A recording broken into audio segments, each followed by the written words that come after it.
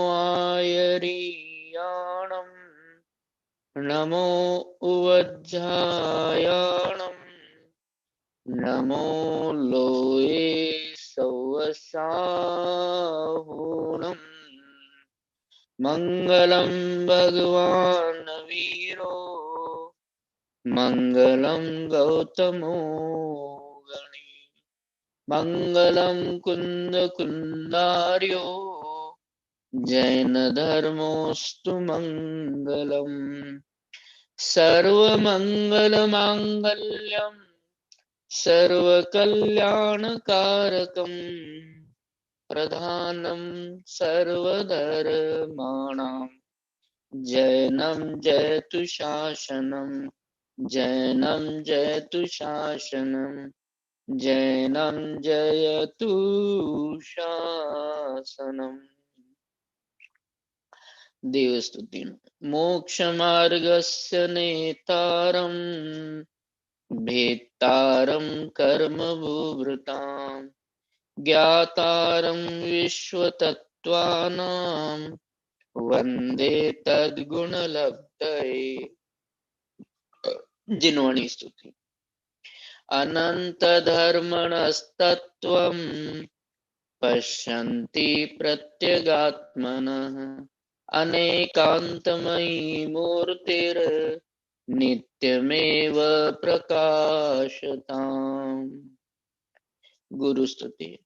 निसंग है जो वायु सम निर्लेप है आकाश से निज आत्मा में ही विहरते जीवन न पर की आस से जिनके निकट सिंहादि पशु भी भूल जाते क्रूरता उन दिव्य गुरुओं की अहो कैसी अलौकिक शूरता। जिनवाणी माता। तत्वार सूत्र का 5वां अध्याय। पूज्यपाद स्वामी जी की सर्वार्थ सिद्धि नाम की टीका प्रारंभ करते हैं। अथ पंचमोऽध्यायः। इदानीं सम्यक् दर्शनस्य विषय भावेन आक्षिप्तेषु जीवादिषु जीव पदार्थो व्याख्यातः। अब तक, इदानीं का अर्थ है यहाँ पर अब तक, सम्यक दर्शनस्य, सम्यक दर्शन के विषय भावेन, जो विषय भूत हैं, ऐसे आक्षिप्तेषु जीवादिषु, जिनको ग्रहण किया गया, जो विषय हैं, ऐसे जीवादि पदार्थ हैं। जीव, अजीव, आश्रव, बंध, संवर, निर्जरा और मोक्ष, ये क्या है, क्यों पढ़ते हैं? क्योंकि सम्यक दर्शन मोक्ष मार्ग की पहली सीढ़ी, उस सीढ़ी पर चढ़ने के लिए जीवादि 7 तत्वों का ज्ञान होना चाहिए, सम्यक ज्ञान होना चाहिए, रटा हुआ नहीं, भाव भाषण वाला ज्ञान होना चाहिए। इसलिए मोक्ष मार्गी जीव को 7 तत्वों का ज्ञान कराने की प्रेरणा देते हैं, ज्ञान कराते हैं। उन 7 में से 4 अध्याय हो गए, अपन 5वें अध्याय का स्वाध्याय करेंगे, 5 से लेकर आगे। तो कहते हैं कि अब तक, मतलब पहले अध्याय में, दूसरे अध्याय में, तीसरे अध्याय में, चौथे अध्याय में और चौथे अध्याय में, पहले, दूसरे, तीसरे और चौथे अध्याय में जीव पदार्थ का वर्णन किया है। पदार्थ कहा तत्वों के लिए, यहाँ पर जीव नाम के तत्व का वर्णन व्याख्यातः कर चुके हैं। और आप सबको ये पता ही होगा कि पहले, दूसरे, तीसरे, चौथे अध्याय में जीव तत्व का वर्णन है। 5वें अध्याय में अजीव तत्व का वर्णन है। 6ठे और 7वें अध्याय में आश्रव तत्व का वर्णन है। 8वें अध्याय में बंध तत्व का वर्णन है। 9वें अध्याय में संवर और निर्जरा का वर्णन है। इन दो तत्वों का वर्णन है 9वें अध्याय में, संवर और निर्जरा का। और 10वें अध्याय में मोक्ष तत्व का वर्णन है। इस तरीके से 10 अध्यायों में 7 तत्वों का वर्णन है। 1 से 4 तक जीव तत्व का वर्णन कर चुके हैं। पहले अध्याय में मोक्ष मार्ग क्या है, मोक्ष मार्ग के विषयभूत पदार्थ और उनके उपाय जो सम्यक ज्ञान है उसके साधन बताए। दूसरे अध्याय में जीव के परिणामों का वर्णन। तीसरे और चौथे अध्याय में जीव के स्थानों का वर्णन है, स्थिति का भी वर्णन है।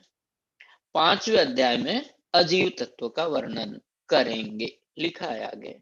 अथ, अब, इदानीम का मतलब अब तक जीव पदार्थो व्याख्याता, अब तक जीव पदार्थ का वर्णन कर चुके हैं। अथ, अब, अजीव पदार्थो विचार प्राप्त। अब यहां पर जो है क्रमशः अजीव पदार्थ का वर्णन करते हैं। जीव तत्व का वर्णन हो गया। अब जीव के बाद अजीव, जीव, अजीव, आश्रव, बंध, संवर, निर्जरा, मोक्ष है।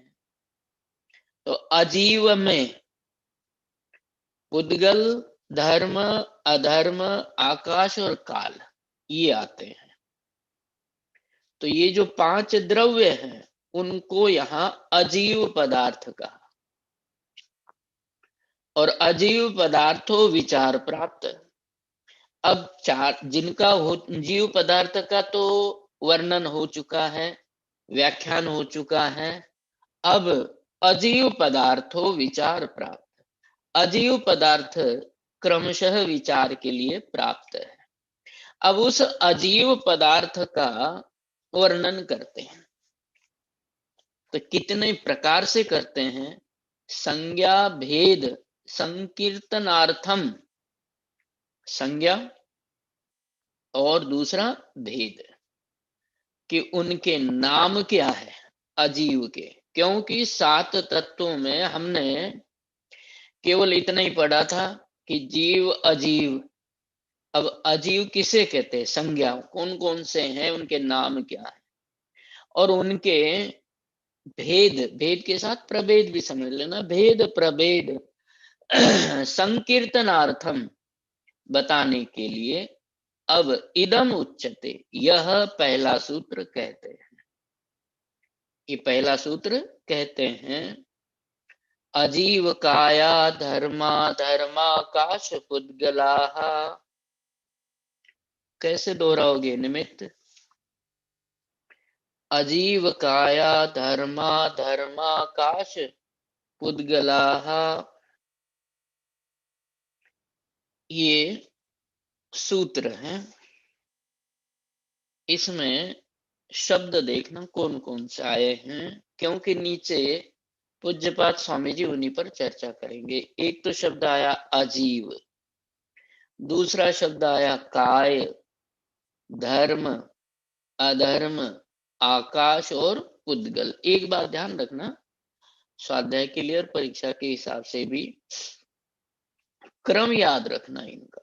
क्योंकि हम बोलते हैं तो जीव, पुद्गल, धर्म, अधर्म, आकाश, काल ऐसा बोलते हैं, लेकिन यहाँ धर्म, अधर्म, आकाश और अंत में पुद्गल शब्द है। क्योंकि आगे जो कुछ सूत्र आएंगे इसी क्रम के आधार पर, जैसे आकाशादेक द्रव्याणि सूत्र आएगा, आकाश तक एक एक द्रव्य होते हैं, मतलब उनकी संख्या एक है। तो आकाश तक आकाश तक मतलब कहाँ से शुरू करेंगे? धर्म, अधर्म और आकाश, इस तरीके से पुद्गल नहीं लेंगे वहां पर।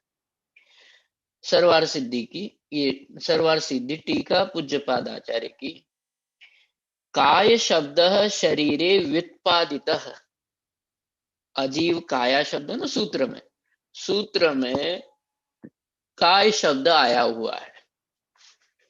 तो उस काय शब्द पर विचार करते हैं कि काय शब्द शरीरे व्युत्पादितः, काय शब्द का अर्थ या प्रयोग शरीर के अर्थ में किया जाता है।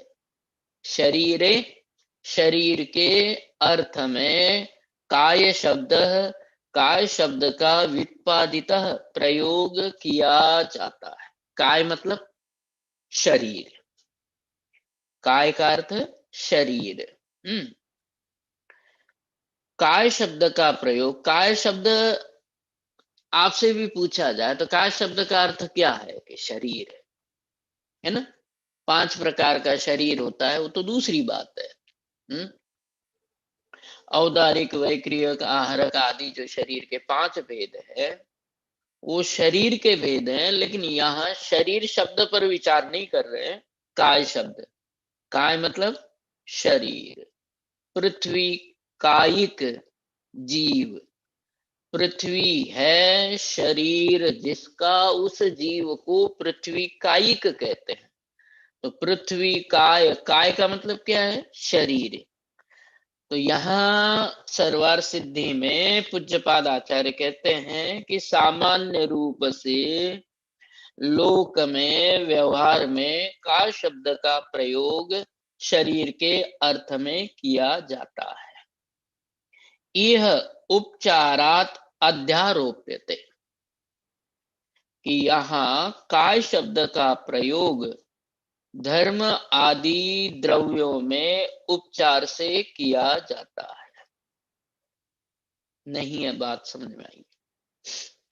काय शब्द का प्रयोग किस अर्थ में किया जाता है? शरीर अर्थ में। जैसे आप और हम मनुष्य हैं, हमारा शरीर मनुष्य का शरीर है। तो हमारी आत्मा भिन्न है, शरीर भिन्न है। शरीर में आत्मा है, न आत्मा का शरीर है, ऐसा व्यवहार से कहा जाता है। चूंकि शरीर है, तो प्रश्न ये है कि ये जो काय शब्द है, इसका धर्म, अधर्म, आकाश और पुद्गल के साथ क्या संबंध है? क्योंकि जैसे आत्मा का संसार अवस्था में शरीर होता है, क्या धर्म आदि का शरीर होता है क्या? कि नहीं होता है। अब धर्म आदि का कोई शरीर नहीं होता है, तो धर्म काय, अधर्म काय, आकाश काय, पुद्गल काय, ऐसा काय शब्द का प्रयोग सबके साथ क्यों किया गया? इनका शरीर नहीं होता है, फिर भी इनके साथ काय शब्द का प्रयोग क्यों किया गया? तो कहते हैं कि उपचारात, उपचार से किया गया है। 2 बातें ध्यान रखना। पहली बात तो ये है कि धर्म, अधर्म आदि के साथ काय शब्द का प्रयोग करना है। धर्म काय, अधर्म काय, आकाश काय, पुद्गल काय, एक बात। दूसरी बात, यहाँ काय शब्द का अर्थ उपचार से है और काय शब्द का अर्थ शरीर के अर्थ में नहीं है। जो भी बच्चे सुन रहे हैं उसको ध्यान से समझे इस बात को, कि काय शब्द का प्रयोग शरीर के अर्थ में नहीं है। आगे स्पष्ट करेंगे कि प्रदेशों के प्रचय को, समूह को काय कहा गया है। प्रदेशों के समूह को यहाँ काय कहा गया है। काय का अर्थ क्या है? यहाँ पर शरीर नहीं है, पहली बात। काय शब्द का अर्थ यहाँ शरीर नहीं है। यहाँ काय शब्द का कुछ हाइलाइट्स होते हैं ना हर सूत्र में, उनमें से ये एक है कि काय शब्द का प्रयोग शरीर के अर्थ में नहीं है, बल्कि काय शब्द का यहाँ अर्थ है कि प्रदेशों का समूह। जिन द्रव्यों के प्रदेश अधिक हैं, उन द्रव्यों के जो प्रदेशों का समूह है उसी को यहाँ काय कहा गया है। इसलिए इसमें काल द्रव्य नहीं आया, देखा आपने। धर्म, अधर्म, आकाश और पुद्गल काल द्रव्य नहीं है ना इसमें, इसलिए नहीं है। कोई प्रश्न भी करे कि भाई काल को क्यों छोड़ा गया, सरवार सिद्धि में चर्चा नहीं है, फिर भी अपन तो चर्चा कर ही सकते हैं कि इस सूत्र में नया प्रश्न बना ले अपन कि काल द्रव्य क्यों नहीं है। तो उसका उत्तर क्या होगा कि इस सूत्र में काय शब्द का प्रयोग है, और जो काय शब्द है यहाँ पर शरीर के अर्थ में नहीं है। काय शब्द का यहाँ अर्थ है पुद्गल प्रदेश का प्रचय समूह, प्रदेशों के समूह को काय कहते हैं, ऐसा अर्थ यहाँ समझना। प्रदेशों के समूह को काय कहते हैं, और जिनके प्रदेश एक से अधिक हैं उनको यहाँ लिखा गया है धर्म, अधर्म, आकाश और पुद्गल, क्योंकि इन्हीं के प्रदेश एक से अधिक हैं। यहाँ दो को नहीं लिया गया, एक तो अणु और दूसरा काल द्रव्य। काल द्रव्य के प्रदेश, काल द्रव्य का प्रदेश एक है, अणु का प्रदेश भी एक है। आगे कहेंगे कि एक प्रदेशी द्रव्य को, जैसे पुद्गल परमाणु है और काल द्रव्य है, इनको अप्रदेशी भी कहते हैं। क्या कहते हैं? जिनका एक प्रदेश होता है उनको अप्रदेशी भी कहते हैं। आगे सरवार सिद्धि टीका में ये बात आएगी। लेकिन एक बात जो इतनी देर तक बताई वो इतनी सी बात थी, अब तो याद हो गई होगी आपको। काय शब्द का प्रयोग अनेक प्रदेश वाला, ऐसा अर्थ किया गया है। तो धर्म, अधर्म, आकाश और पुद्गल एक तो अजीव हैं और दूसरा काय वाले हैं। काय मतलब अनेक प्रदेश वाले हैं, क्योंकि काय शब्द का यहाँ अर्थ शरीर नहीं है बल्कि अनेक प्रदेश हैं। आगे समझ में तो आ गई होगी जो बात यहाँ सूत्र में बताई गई कि काय शब्द का प्रयोग अनेक प्रदेश वाले को काय कहते हैं। प्रदेशों के समूह को परिभाषा यदि बनाए, यहाँ पर काय शब्द का अर्थ अनेक प्रदेशों का समूह, अनेक प्रदेशों के समूह को काय कहते हैं। और वो अनेक प्रदेशों का समूह मतलब अनेक प्रदेश वाले कौन कौन है? धर्म, अधर्म, आकाश और पुद्गल, ये चार द्रव्य हैं। जीव भी हैं, तो जीव का आगे वर्णन करेंगे। जीवाश्च द्रव्य के प्रकरण में आएगी बात। यह उपचारात अध्यारोप्य थे, यहाँ उपचार से धर्म आदि द्रव्यों में काय शब्द का प्रयोग किया गया है। काय शब्द शरीर के अर्थ में प्रयुक्त होता है ना। और काय शब्द का प्रयोग धर्म आदि में उपचार से किया। कुतः उपचार, फिर प्रश्न किया कि भाई आपने उपचार क्यों किया। कुतः मतलब क्यों किया।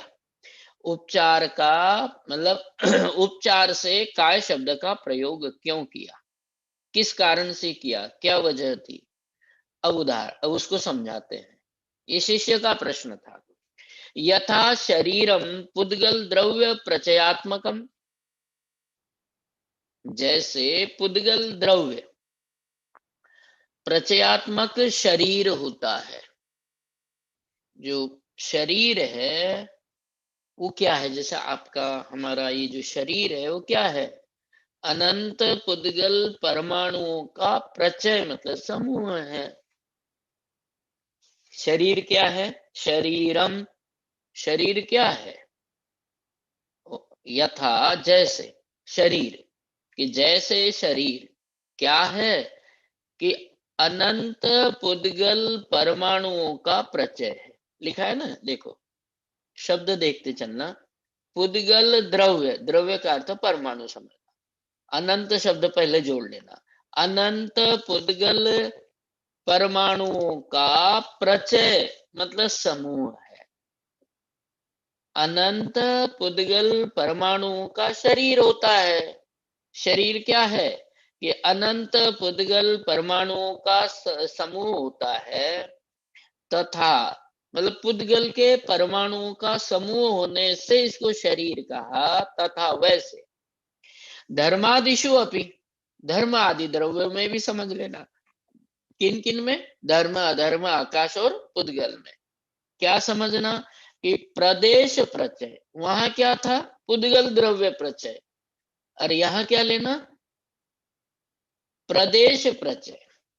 कि जैसे वहां लोक व्यवहार में या आगम में अनंत पुद्गल परमाणुओं के प्रचय को, समूह को शरीर कहा जाता है, वैसे यहाँ धर्म आदि द्रव्यों में धर्म अधर्म आकाश, धर्म अधर्म आकाश और पुद्गल, इन द्रव्यों में प्रदेश प्रचय अपेक्षया, प्रदेशों के समूह की अपेक्षा से काया इव काया इति, जैसे वहां पुद्गल परमाणुओं के प्रचय को शरीर अर्थात काय कहा गया, उसी तरीके से यहाँ प्रदेशों के प्रचय की अपेक्षा से काय शब्द का प्रयोग किया गया है ना। आगे यहां तक एक पॉइंट वैसे पूरा हो गया ना, याद रखने के हिसाब से कि काय शब्द का प्रयोग किस अर्थ में और क्यों किया गया।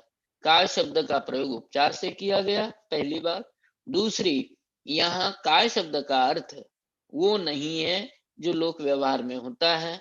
लोक व्यवहार में किस अर्थ में होता है कि पुद्गल परमाणुओं के समूह को शरीर कहते हैं, वैसे यहाँ पर प्रदेशों के समूह को काय कहा गया है। ये एक पॉइंट पूरा हो गया। आगे अजीवाश्च ते कायाश्च अजीव काया, अजीव भी है और काय भी है। तो अजीव शब्द विशेषण है और काय शब्द विशेष है। कैसे काय लेना कि जो अजीव भी है और काय वाले भी है। अजीव मतलब जो द्रव्य जीव नहीं है, अजीव है। और काय मतलब अनेक प्रदेश वाले, ये ध्यान रखें। अजीवाश्च ते कायाश्च, जो अजीव भी हैं, अनेक प्रदेश वाले हैं, उनको अजीव काया, अजीव काय कहते हैं। अब एक सूत्र देखना, अब दोबारा अजीव काया एक शब्द है, बनाया गया शब्द दो है, एक तो अजीव और दूसरा काय। दो शब्दों को समास के द्वारा जोड़ा जाता है। समास संधि होते हैं ना, तो दो शब्दों को या दो से अधिक शब्दों को समास के द्वारा जोड़ा जाता है। जैसा आगे धर्म, अधर्म, आकाश और पुद्गल, है ना, ये शब्द भी जोड़े गए हैं अलग अलग। धर्म, अधर्म, आकाश और पुद्गल चार शब्द थे।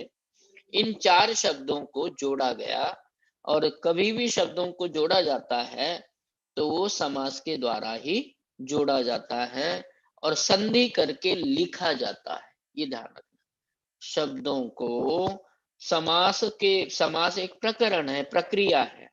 समास के द्वारा जोड़ा जाता है, संधि करके लिखा जाता है। तो यहाँ दोनों ही शब्दों में, अजीव काया शब्द में, धर्माधर्माकाश पुद्गल शब्द में समास करने के बाद एक शब्द कहा जाता है। अजीव काया एक शब्द कहा गया, धर्माधर्माकाश पुद्गल ये दूसरा शब्द, मतलब उसको भी एक शब्द कहा गया। लेकिन दो शब्द है इसमें, एक तो अजीव है और दूसरा काय है। इन दो शब्दों को जोड़ा गया तो समास करके जोड़ा गया। धर्म आदि शब्दों को भी समास करके जोड़ा गया। धर्म आदि में कौन सा समास है वो तो नहीं बताया, द्वंद्व समास है वैसे, लेकिन अजीव काया शब्द में कौन सा समास है। अब संस्कृत पढ़ लीजिए कि अजीवाश्च ते कायाश्च, ऐसा तो विग्रह किया। अजीवाश्च ते कायाश्च, जो शास्त्री के बच्चे हैं, पढ़ रहे हैं, वो इस बात को समझ गए होंगे। अजीवाश्च ते कायाश्च, ये विग्रह है। और इस विग्रह, ऐसा विग्रह करते हुए अजीव काया ऐसा शब्द बना है। अजीवाश्च ते कायाश्च इति विग्रहे, ऐसा विग्रह करने पर, ऐसा विग्रह करते हुए विशेषणम विशेषेण, इस सूत्र के द्वारा इस तरीके से क्या किया गया, ये जैनेन्द्र सिद्धांत कोश का नहीं, जैनेन्द्र व्याकरण का सूत्र है। विशेषणम विशेषेण, विशेषण विशेष के साथ विशेषण का समास होता है और उस समास को कर्मधारय समास कहते हैं। ये आगे है ना। अजीवाश्च ते कायाश्च, ये विग्रह है। अजीव काया शब्द बना और विशेषणम विशेषण, इस जैनेन्द्र व्याकरण के सूत्र से वहां पर समास किया गया, इति वृत्ति। और वो जो सूत्र वो है समास किया गया, और उस समास का नाम कर्मधारय है। कर्मधारय समास, एक शब्द विशेषण हो दूसरा विशेष्य हो, और उन दोनों में जो समास किया जाता है वो कर्मधारय समास होता है। समास 4 प्रकार के होते हैं, आप लोग जानते होंगे। तत्पुरुष है, बहुव्रीहि है, द्वंद्व है, अव्ययभाव है, और तत्पुरुष समास के 3 भेद है। मुख्य 2 भेद है, द्विगु और कर्मधारय। पहले संख्यावाची शब्द द्विगु कहते हैं, पहला विशेषण शब्द हो तो उसको विशेषण विशेष वाला कर्मधारय समास कहते हैं। और निषेधवाचक नए समास होता है, वो भी तत्पुरुष का ही भेद है। यहाँ अजीव शब्द विशेषण है, इतनी सी बात याद रखनी है। काय शब्द उसका विशेष है, और इन दोनों में जो समास किया गया, विशेषण विशेष वाला समास कर्मधारय किया। ननुच, क्या है, ननुच नीलोत्पलादिषु व्यभिचारे सति विशेषण विशेष योगः, यहापि व्यभिचार योगो अस्ति। अजीव शब्दो अकाये काले अपि वर्तते, काये अपि जीवे। थोड़ा सा ध्यान रखना इसमें, शंकाकार ने शंका की है। क्या शंका की कि नीलोत्पलम, नील और उत्पल, नील मतलब नीला और उत्पल मतलब कमल, जैसे कर्मधारय समास का ये उदाहरण है। और उस उदाहरण के द्वारा जैसा वहां समास किया गया, उदाहरण में, उदाहरण के आधार पर प्रश्न है।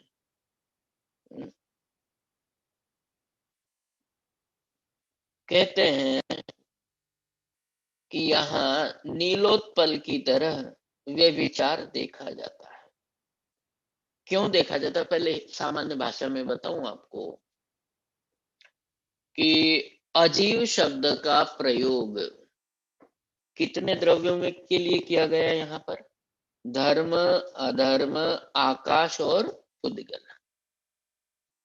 4 द्रव्यों के लिए किया गया। शंकाकार ये कहना चाहता है कि काल द्रव्य भी तो अजीव है, और इस तरीके से अजीव काया, इस शब्द का प्रयोग आप करोगे, किया किन के लिए, ये ध्यान रखना। धर्म, अधर्म, आकाश और पुद्गल 4 के लिए किया गया। शंकाकार कहता है कि इस तरीके से अजीव काया शब्द का जो प्रयोग 4 के लिए किया, वो 5 के लिए हो सकता है। काल इसमें शामिल हो जाएगा, और काल शामिल हो गया तो काल द्रव्य भी अजीव काय माना जाएगा, मानना चाहिए। और यदि आपने यहाँ 4 की ही गिनती की और 5वां भी शामिल हो जाता है, तो आपके सूत्र में दोष आ जाएगा। ये जो सूत्र है इसमें दोष आ जाएगा। समझ में आ गया? मेरे ख्याल से जल्दी बात पकड़ में आ गई होगी आपके। ये धर्म, अधर्म, आकाश और पुद्गल चार के लिए अजीव शब्द का प्रयोग किया, अजीव काय शब्द का, तो कहते हैं कि अजीव काय तो पुद्गल वो काल द्रव्य भी है। काल द्रव्य में काल द्रव्य की वजह से यहाँ पर अब संस्कृत पढ़ लीजिए, समझ में आ जाएगा, है ना। कि ननुच नीलोत्पल आदिशु, जैसे नीलोत्पल आदि में व्यभिचारे सती विशेषण विशेष योग, दोष होते हुए विशेषण विशेष का प्रयोग किया जाता है। यह अपि, उसकी गहराई में नहीं जाएंगे कि नीलोत्पल में कौन सा है, मोटी मोटी बातें समझ लेना। कि नीलोत्पल शब्द में व्यभिचार मतलब दोष पाए, व्यभिचार शब्द का अर्थ दोष, दोष पाया जाता है। वैसे ही विशेषण विशेष योग, यहाँ भी विशेषण विशेष योग का वहां दोष पाया जाता है। यहाँ भी व्यभिचार योगो अस्ति, यहाँ भी दोष है। कौन सा दोष है साहब, वो समझाओ। अजीव शब्दों अकाये, है ना, काले अपि वर्तते, ये ध्यान से समझना जिनको जिज्ञासा है विशेष। अजीव शब्द का प्रयोग अकाय शब्द में भी किया जाएगा, इसलिए दोष है। क्या कहना चाहता है शिष्य, आपके दिमाग में आपकी बुद्धि के अनुसार धर्म अधर्म आकाश और पुद्गल, ये चार द्रव्य तो काय है, और आपके दिमाग में आपकी दृष्टि से काल जो द्रव्य है वो अकाय है। तो वो कहा यहाँ पर अजीव शब्दों, अजीव शब्द का प्रयोग अकाय, मतलब आपके मत में, आपकी दृष्टि में, आपके विचार में जो अकाय है, ऐसे काले काल द्रव्य के लिए भी अजीव शब्द का प्रयोग किया जाता है। कायो अपि, काय जो शब्द है जीव, जो जीव है उसके लिए भी, और जो अजीव ऐसे काल द्रव्य है उसके लिए भी काय शब्द का प्रयोग किया जाता है। समझ में आ गई होगी बात अब। काय तो शब्द भाई का साहब, प्रयोग, हाँ, इसमें मतलब संस्कृत की दृष्टि से दोष कैसे आएगा? मतलब ये जो संस्कृत की दृष्टि से दोष कैसे मानेंगे इसमें? ये जो इनने घटाया ना कि अजीव काय में अजीव को मतलब काल को छोड़ दिया, तो इसमें संस्कृत की दृष्टि से दोष कैसे आएगा, वो कह रहे वही हैं। शिष्य, हाँ शिष्य पूछ रहा है ना दोबारा, भाई साहब शिष्य एक क्या बार पूछ रहा है। नीलोत्पल का भी अगर क्लियर कर देंगे तो फिर उससे हो जाएगा स्पष्ट। हाँ, वो क्या कहते हैं, जैसा नील है ना, और दूसरा शब्द क्या है, उत्पल, कमल। कि नील और उत्पल, इसमें दोष पाया जाता है, क्योंकि जो वस्तुएं नीली हैं, जो वस्तुएं नीली हैं वो सभी वस्तुएं उत्पल है ऐसा नहीं है, नहीं है बच्चा। आगे भाई साहब। हाँ, जो वस्तुएं नीली हैं वो सारी उत्पल है ऐसा नहीं है ना। ये तो उदाहरण मात्र है कि जो वस्तुएं नीली हैं वो सारी वस्तुएं कमल ही है, जरूरी नहीं है। और दूसरा, जो कमल आदि हैं वो सारे नीले ही होते हैं ऐसा नहीं है, कमल तो अनेक वर्ण के होते हैं। तो दोनों ही दृष्टि से उस शब्द के आधार पर वहां दोष बताते हैं। व्याकरण शास्त्र में तो शब्दों की कुटाई है ना सारी, और अपने यहाँ पर अर्थ की बात है। अर्थ की बात क्या है कि कहते हैं आपने अजीव शब्द का और काय शब्द का समास कर दिया। अब हमको अजीव से तो इतनी परेशानी नहीं है, सारी परेशानी है काय शब्द से। कहते काय शब्द का अजीव शब्द के साथ जो आपने विशेषण विशेष समास किया वो सही नहीं है। सूत्र भी लिखा था ना, विशेषणम विशेषण, सूत्र भी दिया, समास भी किया, तो हमें तो परेशानी काय शब्द के साथ है।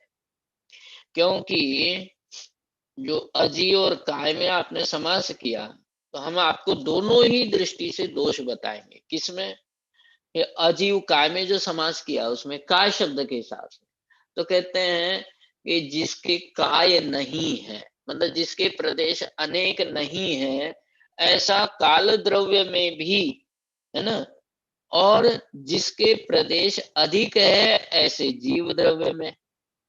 दोनों ही दृष्टि से काय शब्द का प्रयोग यहाँ पर सही नहीं है। कुल मिलाकर के ये कहना चाहते हैं, शब्द की बात तो अलग है, दोष ये देना चाहते हैं, धर्म अधर्म आकाश और पुद्गल इतने ही अजीव काय नहीं। काल द्रव्य भी अजीव के हिसाब से इसमें शंकाकार ने खींच लिया, और जीव द्रव्य को भी अजीव की दृष्टि से मतलब काय शब्द को ध्यान में रख करके इसमें शामिल कर लिया। काल द्रव्य को तो अजीव शब्द के द्वारा और काय शब्द के द्वारा जीव द्रव्य को खींच करके इसमें दोष बताने का प्रयास किया गया।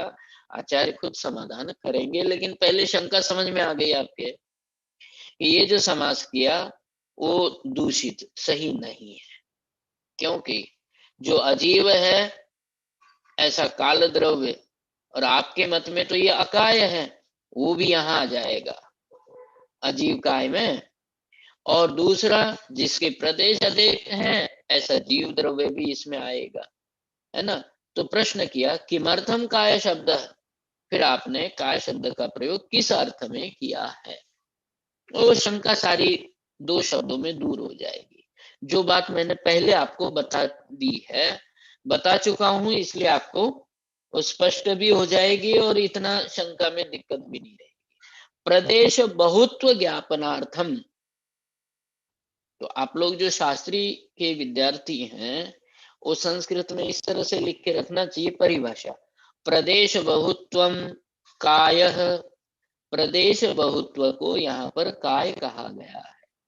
प्रदेश बहुत्वम काय उच्यते अत्र, अत्र प्रदेश बहुत्वम कायः, या काय विसर्ग का लोप हो जाएगा, उच्यते, प्रदेश बहुत्व को काय कहते हैं, और प्रदेश के बहुत्व को बताने मतलब अनेक प्रदेश, इन द्रव्यों के प्रदेश अनेक है, धर्म अधर्म आकाश और पुद्गल ये बहुप्रदेशी द्रव्य है, उनको बहुप्रदेशी बताने के लिए सूत्र में उमा स्वामी आचार्य ने काय शब्द का प्रयोग किया है, ऐसा समझना।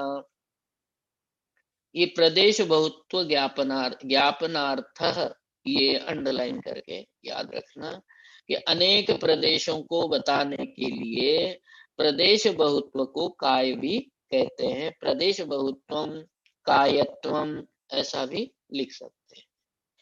तो धर्मादीनाम प्रदेशा बहवः इति, इतना तो आप समझ गए कि धर्म आदि, आदि में धर्म अधर्म आकाश और पुद्गल, इन चार द्रव्यों के प्रदेशा बहवः इति, प्रदेश बहुत है, अनेक है, अधिक है, एक से अधिक है। ननुच असंख्येया प्रदेश, असंख्येया प्रदेशा धर्मा धर्मैक जीवानाम, ये सूत्र है, अभी सूत्र पढ़ रहे हैं हम, पहला 8वां सूत्र है इसी अध्याय में, असंख्येया प्रदेशा धर्मा धर्मैक जीवानाम, आगे आएगा 8वां सूत्र। तो कहते हैं शंकाकार ने फिर शंका की कि साहब असंख्येया प्रदेशा धर्मा धर्मैक जीवानाम, ये 8वां सूत्र हम पढ़ चुके हैं पूरा 5वां अध्याय।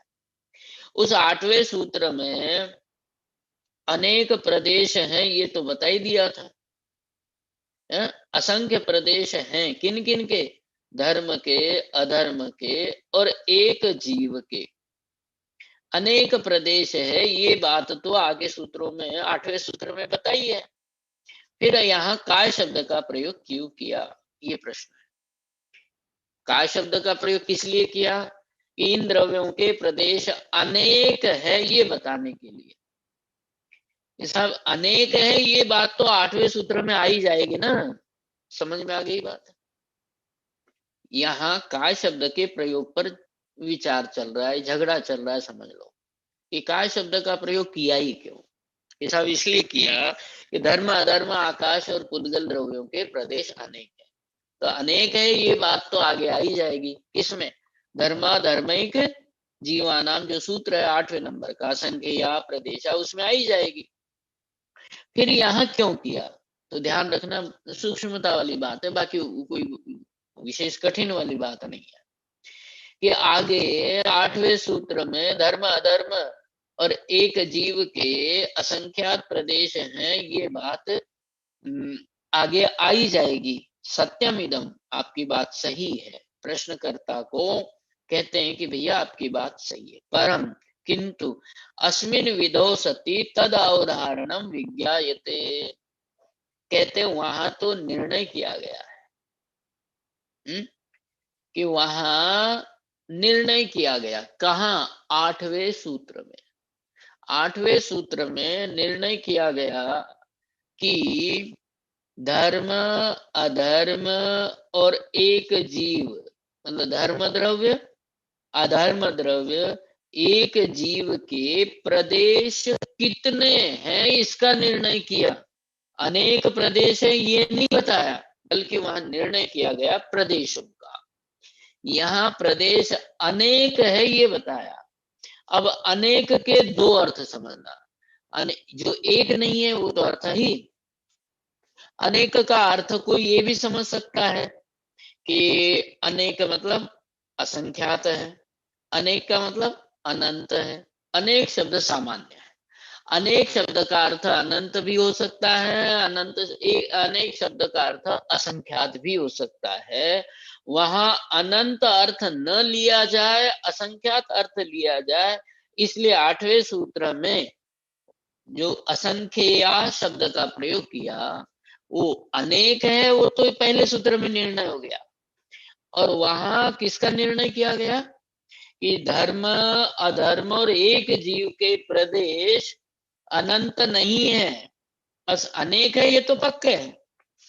वो तो इसी सूत्र में समझ में आ जाएगा कि धर्म अधर्म और आकाश और पुद्गल इनके प्रदेश अनेक है, लेकिन कितने की बात नहीं आई। तो कहते हैं कि अनेक के दो अर्थ हो जाएंगे। कोई तो ये समझेगा कि अनंत है और कोई समझेगा असंख्यात है। उसका अवधारणम निर्णय करने के लिए विज्ञायते वहां बताया गया है कि असंख्याः प्रदेशा न संख्या न अपि अनंता। 8वां सूत्र किसके लिए? कि धर्म अधर्म जीव एक जीव द्रव्य के प्रदेश न तो संख्यात है न अनंत है, बल्कि असंख्यात है। ऐसा समझाने के लिए 8वां सूत्र लिखा गया है। बात समझ में आ गई? आगे 8वां सूत्र क्यों लिखा गया? 8वें सूत्र में ये बात आ गई कि प्रदेश अधिक है, लेकिन प्रदेश अधिक कितने, अनंत है क्या असंख्यात है? तो कहते हैं वहां निर्णय किया गया कि धर्म अधर्म एक जीव के, आगे सूत्र पढ़ेंगे अपन, रिवीजन हो जाएगी वहां पर। धर्म अधर्म एक जीव के प्रदेश न संख्यात है न अनंत है, निश्चित किया गया कि असंख्यात ही होते हैं। कालस्य प्रदेश प्रचय अभाव ज्ञापनार्थम च यह काय ग्रहणम। ये ध्यान रखना, काय शब्द का प्रयोग उसी अर्थ में किया, अनेक प्रदेश। प्रदेश बहुत्व, प्रदेश प्रचयत्वम, प्रदेश बहुत्वम। काल शब्द का प्रयोग सूत्र में क्यों नहीं किया? कि काल शब्द का प्रयोग सूत्र में इसलिए नहीं किया कि काल द्रव्य के प्रदेश प्रचय नहीं है, मतलब प्रदेशों का समूह। काल जो द्रव्य है ना वो एक प्रदेशी होता है। रहणानम राशि में गाथा में पढ़ा भी है, द्रव्य संग्रह में। काल द्रव्य एक प्रदेशी द्रव्य होता है। काल द्रव्य के प्रदेश एक से अधिक नहीं होते हैं, अर्थात प्रदेशों का प्रचय नहीं होता है। प्रदेश प्रचय अभाव ज्ञापनार्थम, अभाव को बताने के लिए। किसके? काल द्रव्य के। काल द्रव्य के प्रदेश अधिक नहीं है, इसलिए सूत्र में काय शब्द का प्रयोग किया। और काय शब्द का प्रयोग करते हुए काल शब्द का प्रयोग नहीं किया। दोनों बातें एक दूसरे से जुड़ी हुई है। दोनों क्या कि काल द्रव्य के प्रदेश अधिक नहीं है, और अधिक प्रदेश के अर्थ में प्रदेशों के समूह के अर्थ में काय शब्द का प्रयोग किया गया। चूंकि काल द्रव्य के प्रदेश अधिक नहीं है, इसलिए यहाँ काय शब्द का काल शब्द का प्रयोग सूत्र में नहीं किया और इसीलिए काय शब्द का प्रयोग यहाँ किया। कालो वक्षते, वक्षते मतलब आगे कहेंगे, काल द्रव्य का वर्णन आगे करेंगे। तस्य प्रदेश प्रतिषेधार्थम, काल द्रव्य के प्रदेश अधिक नहीं है, उस बात का मतलब उसके प्रदेश अधिक नहीं है, काल द्रव्य के प्रदेश अधिक नहीं है, इसलिए इस सूत्र में काय ग्रहणम, काय शब्द का ग्रहण किया गया। एक तो काय शब्द का अर्थ और काय शब्द का ग्रहण। काल द्रव्य के प्रदेश अधिक नहीं है, एक ही प्रदेश होता है, इस बात को बताने के लिए काय शब्द का प्रयोग सूत्र में किया गया। कुल मिलाकर के काय शब्द को यहाँ से दूर करने के लिए, हटाने के लिए, धर्म अधर्म आकाश और पुद्गल के अलावा उसको इन चारों से दूर करने के लिए काय शब्द का प्रयोग किया गया। इन चारों का एक समूह बना दिया, इसलिए ये चारों ही द्रव्य एक से अधिक प्रदेश वाले हैं, इस बात को बताने। अब अणु का उदाहरण देते हैं। यथा अणोः प्रदेश मात्रत्वात्, प्रदेश मात्रत्व का अर्थ समझना एक प्रदेश, कि जैसा अणु एक प्रदेशी है, उसका एक ही प्रदेश होता है। द्वितीयादयो अस्य प्रदेशा न सन्ति, कि परमाणु के एक से अधिक मतलब 2, 3, 4 ऐसे प्रदेश नहीं है। इति अप्रदेशो अणु, इसीलिए अणु मतलब परमाणु को, अणु को अप्रदेशी भी कहा गया। पुद्गल के दो भेद है ना, अणु और स्कंद, उस अणु को यहाँ लेना कि अणु एक प्रदेशी होता है और अणुओं का जो समूह स्कंद होता है वो बहुप्रदेशी मतलब 2 से अधिक प्रदेश वाला होता है। कहते क्या है कि यहाँ पर एक बात और दिमाग में आ रही, फिर वो कल बताऊंगा, पहले पढ़ते हैं इसको, कि अणु पुद्गल का परमाणु क्या कहते हैं, इसको अप्रदेशी भी कहते हैं। क्यों कहते हैं कि एक प्रदेश वाले को अप्रदेशी, अप्रदेश या अप्रदेशी कहने की परंपरा है। जिसका एक प्रदेश है, जिसका एक प्रदेश है उसको अप्रदेशी भी कहते हैं। तो जिसके 2, 3, 4 अधिक प्रदेश है उसको तो बहुप्रदेशी कहते हैं, और जिसका एक प्रदेश है आकार, उसको एक प्रदेशी भी कहते हैं अथवा अप्रदेशी भी कहते हैं। अनुदरा कन्या आता है ना सूत्र व्याकरण में शब्द, उस तरीके से समझ लेना। यहाँ अप्रदेशी भी कहते हैं और एक प्रदेशी भी कहते हैं। किसको? अणु को। एक प्रदेश होने से एक प्रदेशी भी कहते हैं और एक प्रदेश होने से अप्रदेशी भी कहते हैं। तथा उसी तरीके से काल परमाणु अपि एक प्रदेशत्वात् अप्रदेश, काल जो द्रव्य है और परमाणु जो है, दोनों को, काल द्रव्य को और परमाणु को एक प्रदेशी होने से, एक प्रदेशत्वात् एक प्रदेशी होने से अप्रदेशी भी कहते हैं। तेषाम धर्मादीनाम अजीविति सामान्य संज्ञा, ये तो बात हो गई यहाँ तक पूरी। दूसरी बात, धर्मादीनाम अजीविति सामान्य संज्ञा, धर्म अधर्म और आकाश और पुद्गल, इन चारों की अजीव यह सामान्य संज्ञा, धर्म अधर्म आकाश और पुद्गल ऐसा कहो अथवा अजीव कह दो, अजीव कहते ही ये चारों समझ में आ जाएंगे। इनकी सामान्य संज्ञा है अजीव और विशेष संज्ञा क्या हो जाएगी? धर्म, ये उनकी विशेष संज्ञा। धर्म द्रव्य कहो ये विशेष संज्ञा हो गई, अजीव द्रव्य कहो तो ये सामान्य संज्ञा। इन चारों की अजीव यह सामान्य संज्ञा, चारों को जोड़ लेना, चारों की अजीव यह सामान्य संज्ञा समझना इस सूत्र में, है ना। जीव लक्षण अभाव मुखेन प्रवृत्ता, जीव के लक्षण इनमें ज्ञान दर्शन आदि जो हैं, जो जीव में ही पाए जाते हैं गुण, वो इनमें नहीं पाए जाते, इसलिए जीव का जो लक्षण ज्ञान है वो इनमें नहीं पाया जाता। ज्ञान आदि के मुख्य रूप से तो लक्षण ज्ञान है, ज्ञान नहीं पाया जाता, इसलिए इनको अजीव कहा गया। धर्म अधर्म आकाश पुद्गलाः इति विशेष संज्ञा सामायिक्यः। ये विशेष संज्ञा, धर्म अधर्म आकाश और पुद्गल ये विशेष संज्ञा है, और अजीव यह सामान्य संज्ञा है ना। अत्र आह निमित्त समय हो गया, या अगला सूत्र शुरू करना है? भाई साहब आगे वो दादा के प्रवचन है। ठीक है ना, आज पहले सूत्र में ज्यादा समय लगा है ना।